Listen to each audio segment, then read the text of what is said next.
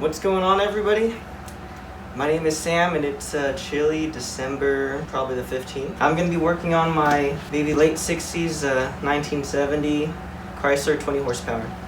So this engine is not new to me. I bought it back during the, maybe it was spring, and it didn't need a whole lot to run. I added a start switch, it was missing that, and the kill switch, it was missing that too. It was used, the previous owner was using it as evidence of a engine on their houseboat for insurance purposes. So I guess that's a thing in California. It just needed a carb cleaning, and I believe I cleaned the points. That was all easy. Now the fuel pump is what was giving me a heartache. When I got it to run, it bursted, so I replaced it, knowing exactly what the issue was. But when I was running it, I noticed that it would surge really badly at full speed, and it was due, I believe, to a bent fuel pump pedal reed in the fuel pump housing. So the last time I took it out, it actually ran great, but I noticed after a while of driving at full speed, it began surging a small bit, but it wasn't due to fuel. It seemed like it was running a little warm. But the main thing I'm going to be tackling today, hopefully I can get it done fast, it leaks. It leaks exhaust oil and water. I believe the only place it could really be coming out of is the exhaust Powerhead base gasket. So I ordered, apparently there's 2 of those that need to go on. I ordered them from France, and I'm going to be looking at taking off the Powerhead and slapping it back on. So I'm a little worried about doing this job because I've never done it to this engine, and I've only done it to maybe 3 engines. First was the Chrysler 15 horsepower, and then I did it twice to a couple of 1970s Johnson 20 horsepowers. So I'm hoping it won't be too bad, but we'll see. One thing I want to do right now before I take it all apart is to turn it on and make sure that it actually runs. When I put it away, I ran all the fuel out of it, so, and you can still see clear fuel lines. So hopefully I can get it to turn on and it runs just as good as it did, and then I'll begin the disassembly. I'm probably not going to have a lot of luck with the pull start since the choke is electric. So let's get the battery hooked up and make sure. Okay, no grounding. Good. Here goes the fuel. Plug in right here. How's the fuel line look? It's clear. Oh, looks good. Engine's on start. Here we go. Seems like our battery is low. I did use it to crank over the Johnson one too many times. Let's try.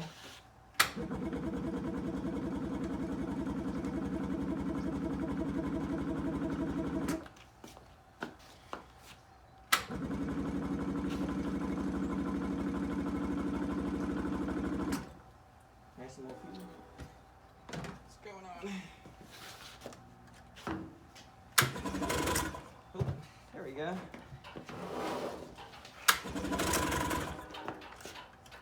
Something. Maybe we need the choke to stay closed.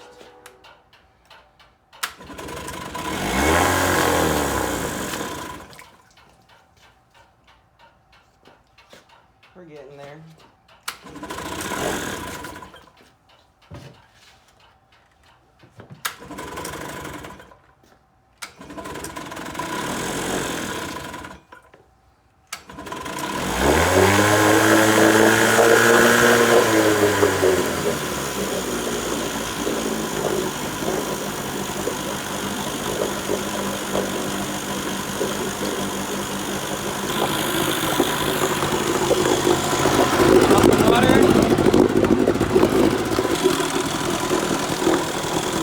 Making sure the wires aren't hot. Good sign. I wonder how much voltage are we making? I know it's not going to be a lot, but we're at 1255, so that's kind of nothing.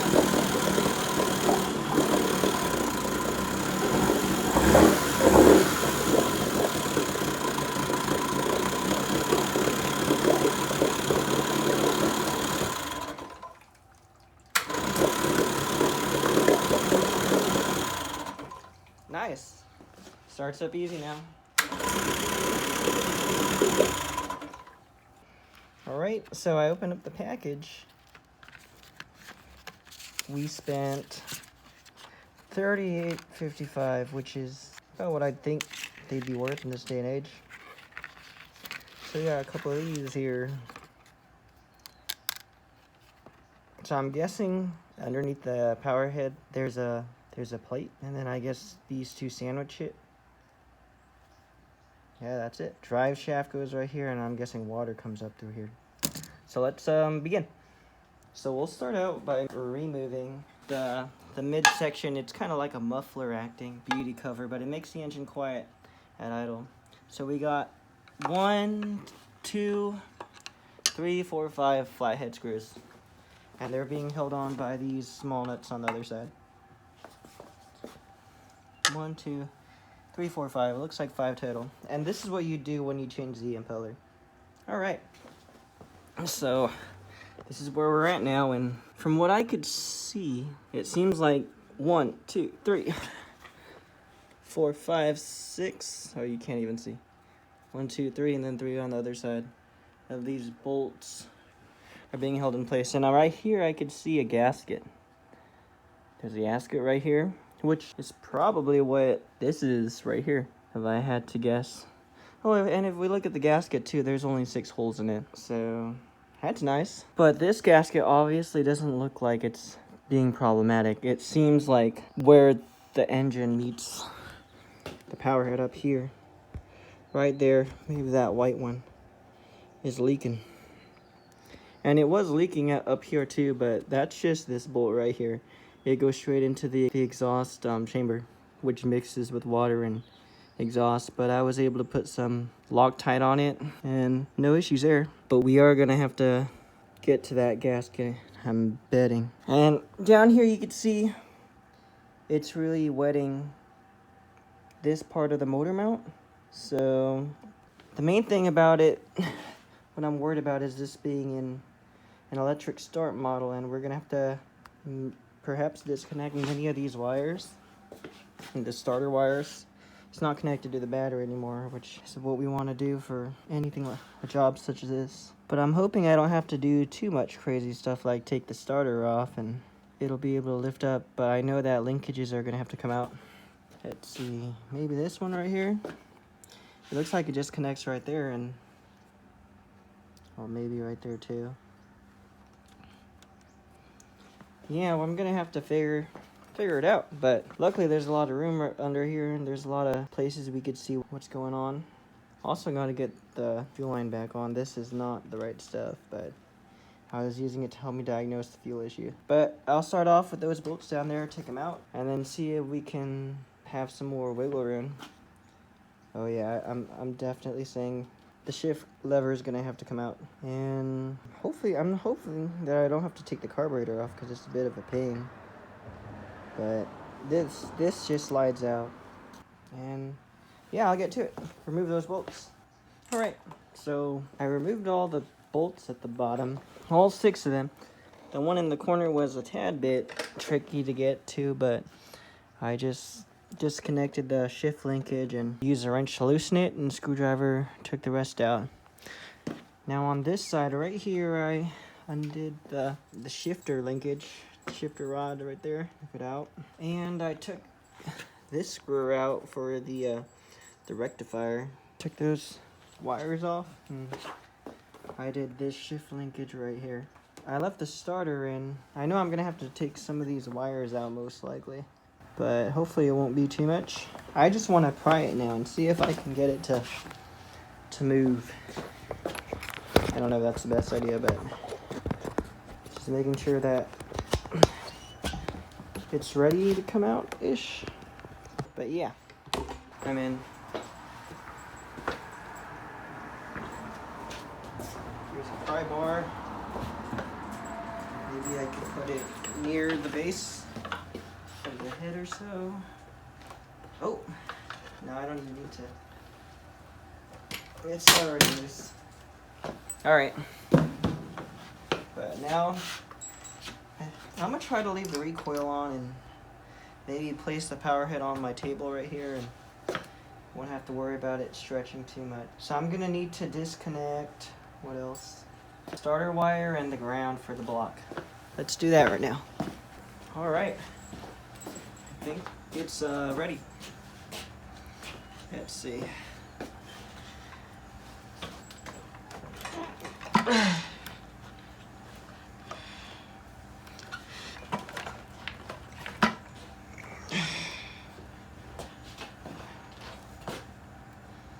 Where's this go?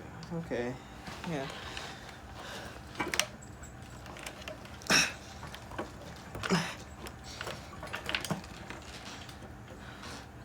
Not quite. This is still connected.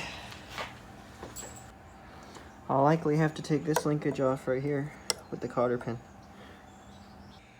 Whew. Alright. It wasn't exactly fun, but I think I'm okay lying it right there, but let's have a look-see. So this is what the bottom of the block looks like. The Powerhead. And let's take a look at that gasket. So it was sitting right here. It looks like it was leaking from this region right here, somewhere in the back. So, I mean, if you look at the underneath of the gasket, see, it looks relatively clean, like so, except for right here. Yeah. How's top look like? Looks like that. So I'm hoping that this is the issue. All we need to do is give this a good clean. Whew, I've been at it about probably 2 hours now. This is not a fun job. And it was only made more complicated by the presence of electric start. And I'm gonna have a good time putting it all back together, but take lots of pictures. That's what I did. Every time I was gonna disconnect or touch a wire, I took a picture, and I think putting everything back, following my pictures would be not much of a problem. So I'm gonna start cleaning up the surfaces and maybe get some fine grit sandpaper. So I understand now why there are 2 gaskets. It makes perfect sense. The one right here and the one up there. Now I was thinking that I don't know if I really want to take this part off now. I think it shouldn't be too difficult. It'll just be 1, 2, 3 bolts, and then this midsection should come off. But that gasket's functioning fine, but I have an extra one, and yeah, it's not really showing any signs of leaking, and it doesn't seem quite as important as the one up below the power head. And I don't anticipate on getting another one of these engines soon. I like them, but there's not too many in my area. But they're out there, but not like somewhere where some of you other folks might live. I think what I'll do is I'll just keep this one here. And then maybe which is a little bit unlikely because of how simple this thing is, maybe if I mess up one of these, then I'll have a spare. So I think I'm gonna just leave that bottom one, and if this gasket happens to leak too, it'll just leak down the side of the exhaust, the midsection. It won't really be a big deal. And in the future, I believe if I want to replace, I don't even have to go with the headache of touching the power head. I could just drop the midsection and slap the new gasket there. So if I want to do it in the future, I think for now I'll just do the power head one. Clean it up a little bit. It looks really good, but I'm gonna go at it with some fine sandpaper, and say there's a bit of a scratch there, but probably put some high heat silicone, just a dab, and yeah, we'll get to it. All right, y'all, so I finished wet sanding the surfaces. It's looking pretty good. I'm just cleaning it down. So the plan is I got this Permatex high temp gasket maker. I'm gonna just put a layer of this stuff on here, and then goes a gasket. So I was hoping that I have enough time today to get it on the boat and try it out, but I also kind of want this stuff to cure just a decent amount. Don't want to make a big mess. Some of this is old. But yeah, so this is the bottom. I don't really see any downsides to doing this, besides cleaning up a mess the next time this has to come out, but I'm not anticipating that I'll have to remove it ever again. Probably gonna sell this engine. As cool as it is, I don't use it that much, and it's not as sentimental as my other one. I want to thin down the herd. But yes, that looks promising. Add a little more right there. Probably not the best to use this glove to do it. Well, it was a little bit oversized. There we go. Just like that. Do I want to add some on the Powerhead? I suppose. But I don't think it was leaking from this side of the gasket. Let's just be safe and I'll slap it back together again. Let's place the gasket like so. Okay. That will also help it hold in place. Now I'm gonna try to kind of bear hug the Powerhead and lower it on down. Kind of line up, make sure nothing's in the way. I'm holding it by the starter because the carburetor is not strong. Let's see. Right about there. Might have to turn the flywheel to get it in. Okay. Here we go. So somewhere in this area is it. Drive shaft's not quite lined up. Ooh, and this is the wires in the way.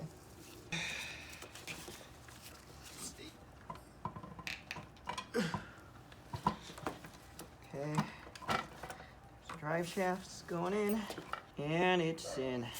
Whew. Let's run some of those Powerhead bolts in at the bottom, just a couple of them. Snug them down so Powerhead is center.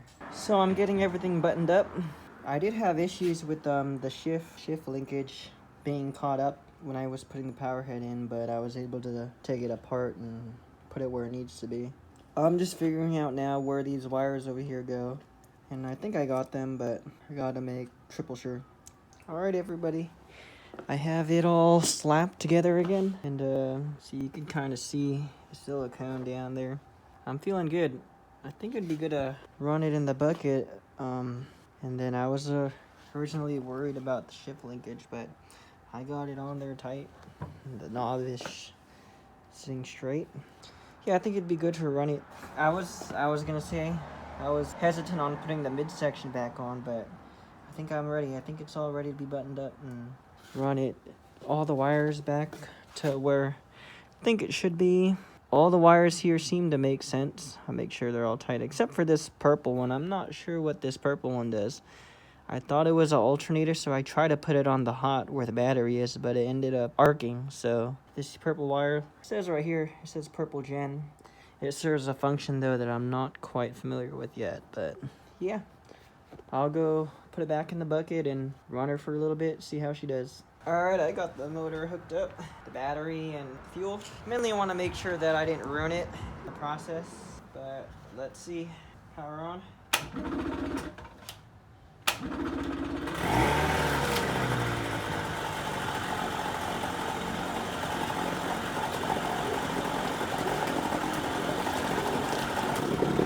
Let's make sure that it shifts. Hopefully I don't cut a hole in this tiny bucket. We'll bring it all the way slow. So.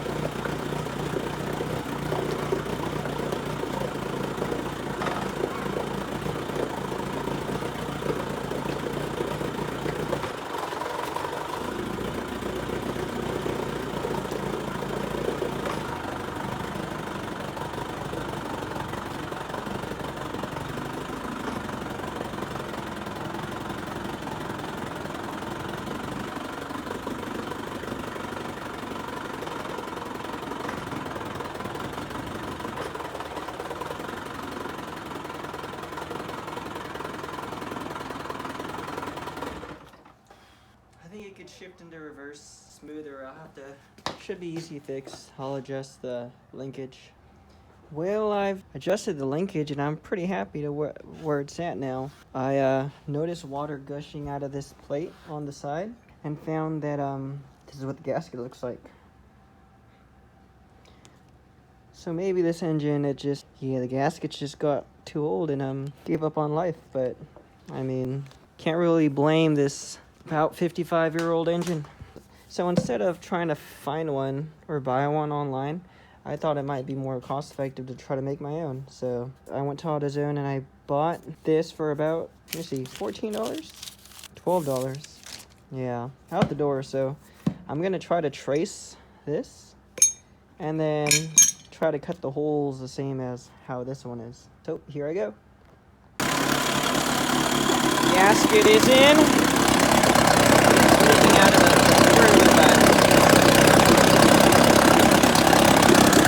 That'll do.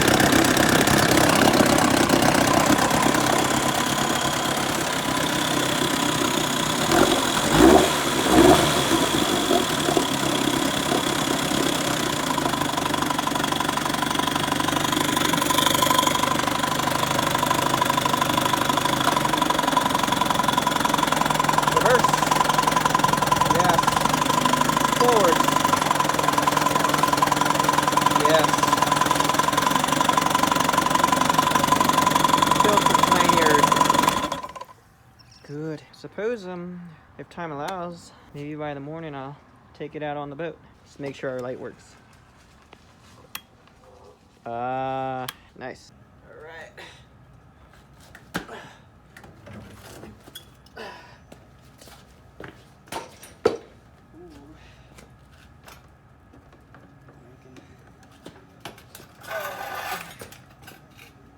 Like this, maybe.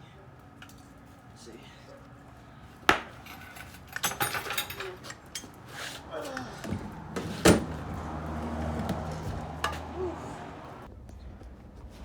All right, got the water again. See if she'll turn on for us.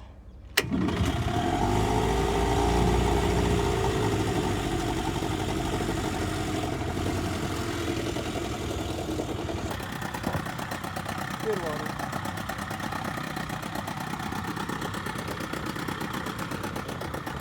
It's the first time it's ever been on this boat.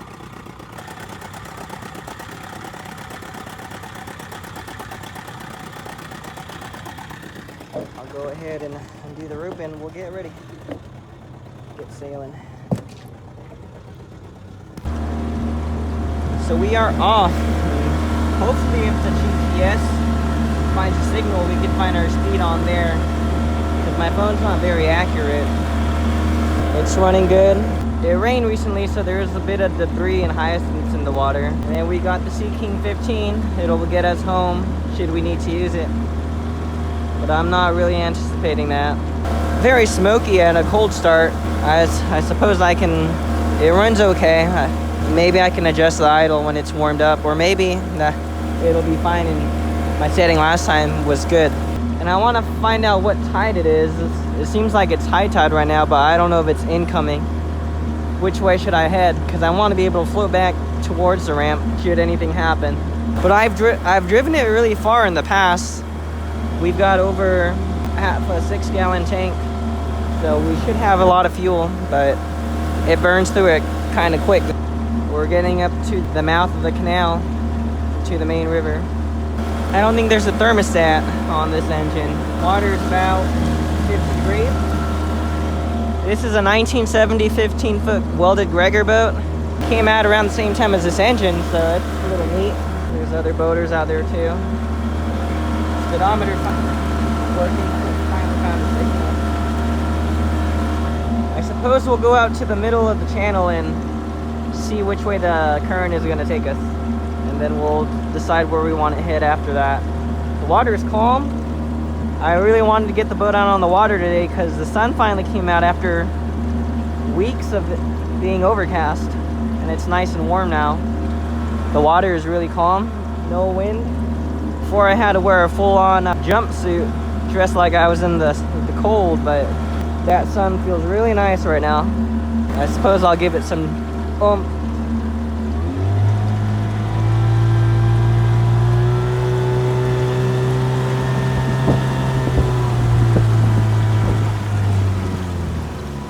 Okay, which way is this water heading? Neutral. I think it's slack tide. We'll head down inwards.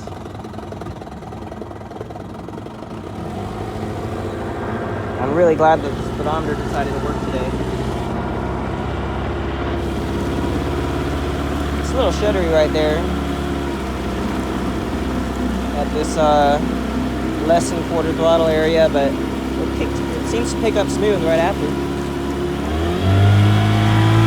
Here we go.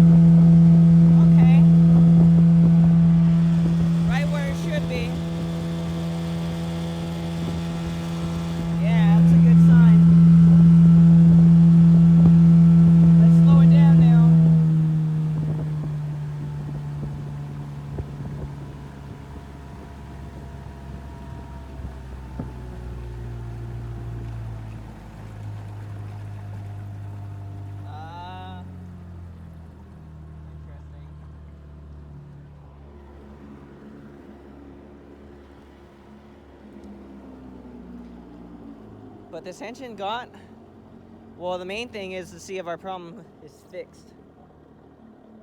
The issue of leaking.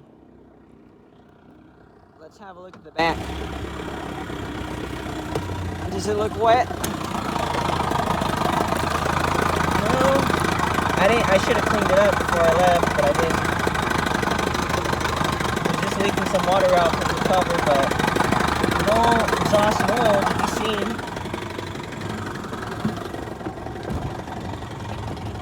I'm gonna continue riding off camera.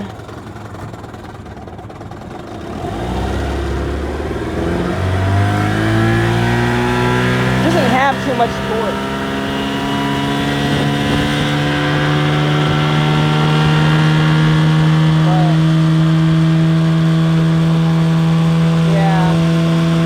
Hello everybody. Today is March 3rd, so it's been about 3 months since I worked on the Chrysler, and I had the video sitting around. The previous clip you saw was from December 17th. I'm currently back at school. I'm in my university classroom, just doing some late night homework at 8:10. Like I said, it's Tuesday, March 3rd. And I have to regretfully inform that the Powerhead base gasket swap did not solve the issue. However, the motor runs fine, and yeah, that was actually the last time I used it, but it ran great for the time out there. I think I took it out another time after that, but another update I added a key ignition switch. It was a OMC branded one, or something I got from Ace Hardware meant for OMC motors. I haven't tested it out on the water, but I verified that it works. And I've been busy with school and other projects, other motors. But yeah. So back to the Chrysler. So we got, as you guys saw, we got 2 base gaskets, and I only installed 1. Now, my thought process is you got the engine Powerhead block, then you got the bottom of the lower cowl, or the midsection. The bottom of the lower cowl, and then at the bottom of the lower cowl is the midsection, the exhaust housing. So I think that midsection, that mid cowl, is kind of being sandwiched between the block and the exhaust housing. So that's why there's 2 gaskets, and I only replaced the one that was right underneath the Powerhead gasket. I figured this out, I think, the second time after the previous clip. When I got home, I noticed a minor exhaust 2-stroke leaking still. So that was a bit unfortunate, and I've been putting it off working on it again because I looked at the motor and I'm not quite sure if I can easily remove everything just to separate the lower cowl from the exhaust housing. Like, I know it can be done, and that's where that second exhaust gasket goes and is hiding. But it really looked like a lot of work and a lot of tools, a lot of bolts to take off. That this is including maybe the transom bolts, the brackets, maybe the tiller handle. It's a bit of an intensive job from what I could see visually looking at the motor. Now, taking it apart, it wasn't super hard. I think there were only 6 bolts. I haven't checked the footage. I forgot, but only 6 bolts holding the power head. But I really wanted to get this video uploaded since I just had it sitting around on my computer and looking back at it. Just to give you a little update, and this won't be the last time we'll see of that motor. When I finish all my homework and exams, I can get to it and maybe restore it for good. And another thing is I haven't really found a lot of information on this engine and this issue. When I first got the motor, I was running it, and while it was pumping water, it was running really hot. About almost 200, past 200 degrees Fahrenheit, only at idle though. And maybe that heat damaged the seal of that lower gasket. But it wouldn't make too much sense because the gasket that I replaced, which is closer to the motor, seemed like it was in good shape. But maybe there was some warpage going on. And I did try to tighten down the power head bolts, but the leak remained. So I have to tear it apart and find out where that second gasket goes. sometime in the future if I don't feel like giving up on it. And I think this marks the end of this video. So hopefully you guys learned something and found a bit of helpful information from this video and this process. Overall, it's a good running motor. I mean, that's since last time I used it, and just not the power that I'm looking for. But anyways, thank you guys for watching, and I'll see you guys later.